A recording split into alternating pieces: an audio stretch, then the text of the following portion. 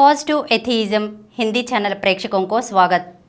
आज के एपिसोड में लवणम विनोबा की पादयात्रा में उपन्यासों का अनुवाद करने का समय सरस्वती जी की सुझाव के बारे में बताऊंगी।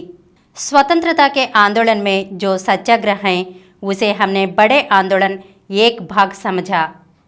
अंग्रेजी सरकार नीचे लोगों के सिवा सरकारी नौकर भी वे भी भारतीय हैं, इसलिए स्वतंत्रता के आंदोलन एक प्रकार की सहानुभूति रहती थी। लेकिन आज़ादी के बाद चलाई गई सत्याग्रहों में समस्या यह है, देश की आर्थिक सामाजिक उन्नति के संबंधित होने पर भी उन समस्याओं से फ़ायदा पाने वाले हमारे ग्रामीण और हमारे आसपास के आदमी ही होने के कारण साधारण सहानुभूति भी काफ़ी नहीं मिलती थी। उतना ही नहीं बल्कि इसमें कुछ प्रतिकार की दृष्टि बनने की भी ज़रूरत पड़ती है। इसलिए आजकल के नेतृत्व के काम में परीक्षा अधिकार होती हैं। मैंने इस सत्याग्रह में अनुभव के द्वारा सीखी हुई बात है। आगे गोराजी और लवणम बाहर अधिक जाना, आंदोलन में भाग लेना, दूसरी ओर बच्चे बड़े होना, लड़के मित्रों की सहायता से कॉलेज की पढ़ाई के लिए जाना, तीनों लड़कियों की शादी होना, इन सभी कारणों से केंद्र में ही रहकर मैं एक ओर घर की देखभाल, दूसरी ओर आने जाने वालों की खातिर देखना मेरे मुख्य कार्य बन गए। उतना ही नहीं, हर छोटे मोटे कार्यक्रमों के लिए सारे राज्य में कई कार्यकर्ता तैयार हुए।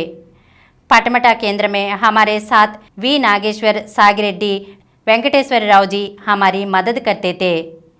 तेलंगाना में काना, रेवे जी से चलाने वाले नासिक केंद्र से कई युवक तैयार होकर वहां स्थायी रूप से काम करने लगे।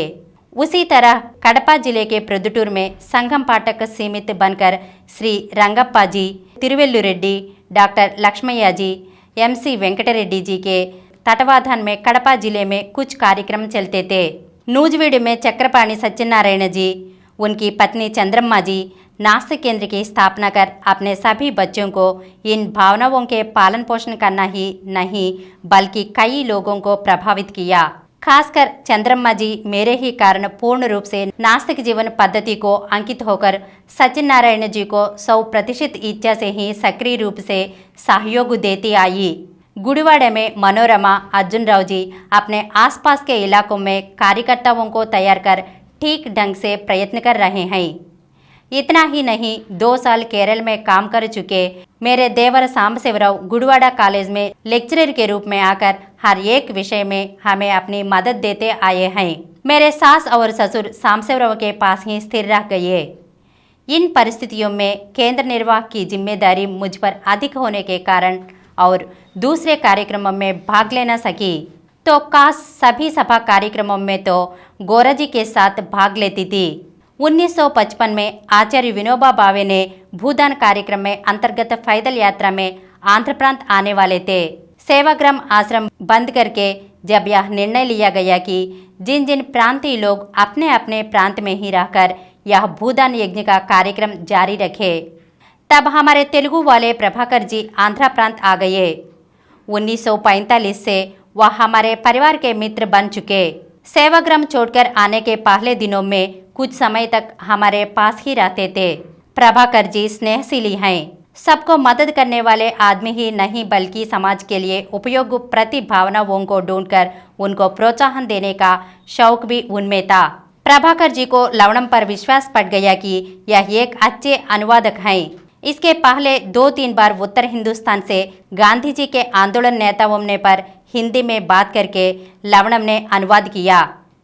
यह प्रभाकर जी को बहुत अच्छा लगा, इसलिए प्रभाकर जी ने सोचा कि आंध्र प्रांत में भूदान पादयात्रा में विनोबा के उपन्यासों का अनुवाद लवणम से कराया जाए।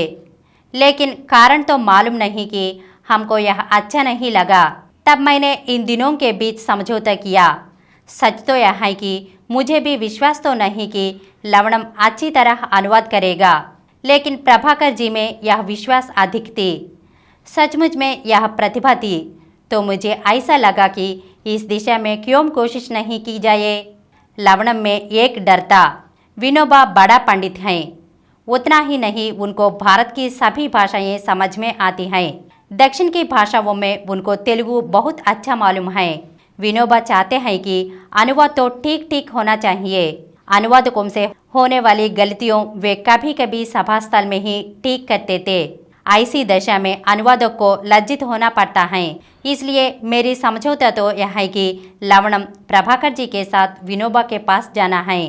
प्रभाकर जी पहले ही लवणम के डर के बारे में उनको बताना है। पहला अनुवाद अगर विनोबा जी को पसंद नहीं आया तो कुछ न कहकर मंच पर से लवणम को नीचे उतराना होगा। मेरा यह सजाव दोनों को पसंद आया। अगले एपिसोड में फिर मिलेंगे।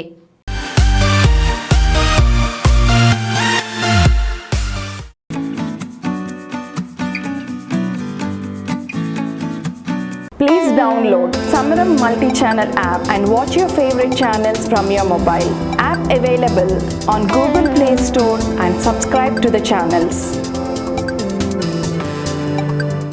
For more videos, please subscribe to this channel Positive Atheism and activate the bell icon.